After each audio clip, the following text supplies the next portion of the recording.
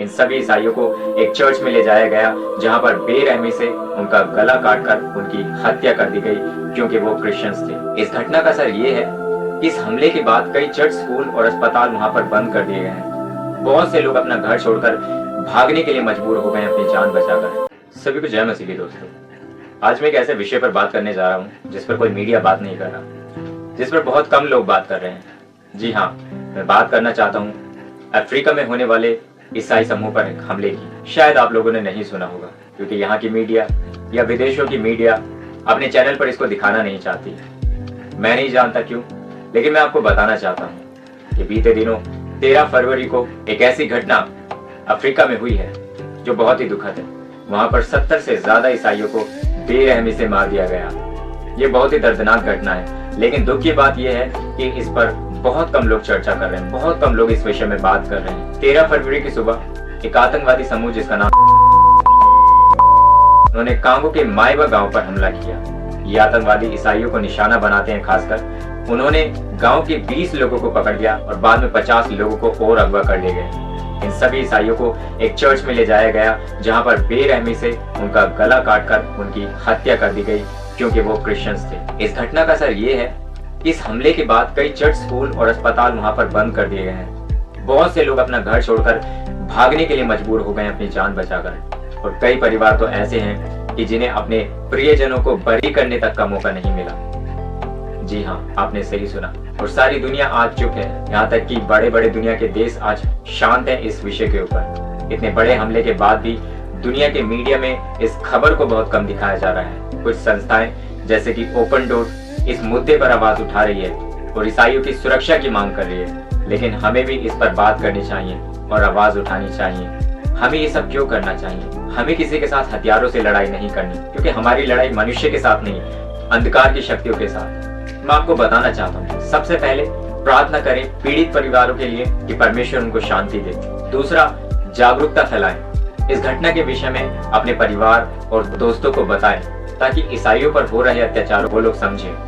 तीसरा, सहायता करें। जो पीड़ित संस्थाएं लोगों की सहायता करें, उनका समर्थन करें, फिजिकली, फाइनेंशियली। आज ये घटना अफ्रीका में हुई है, लेकिन हम लोग जानते हैं कि ये घटना कई सालों से इंडिया में भी मसीह लोगों के साथ हो रही है, जहाँ पर लोगों को प्रताड़ित किया जाता है, किसी को जिंदा जला दिया जाता है, तो किसी को जबरन ऐसी बातें बुलवाई जाती हैं कि जो उनके फेथ से रिलेटेड नहीं है, और बहुत से लोगों को मारा जाता है और उनका धर्म परिवर्तन करवाया जाता है, हथियार के बल पर, पैसे के बलबूते पर, डर के बलबूते पर। मैं आपको बताना चाहता हूँ कि जो आज वहां पर हो रहा है, यहाँ पर भी वो होता है।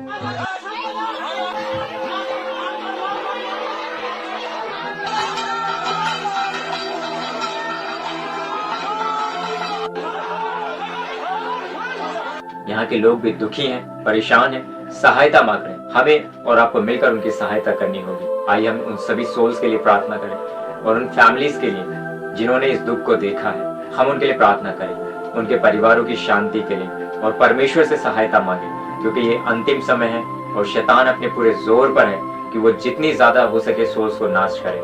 तो मैं आपको यही बताना चाहूंगा कि अंत तक धीरज धरें, क्योंकि उद्धार हमारा है और हमारी जो धन्य आशा जो प्रभु यीशु मसीह में, वो बहुत जल्द प्रकट होने वाली है। हमारा प्रभु यीशु मसीह बहुत जल्द हमें लेने आने वाला है। उस पर भरोसा रखें, उसकी योजनाओं पर भरोसा रखें। अगर आप घोर अंधकार की घाटियों से भी होकर के जाएंगे तो भी वो आपकी सहायता करेगा, वो आपके लिए मार्ग निकालेगा।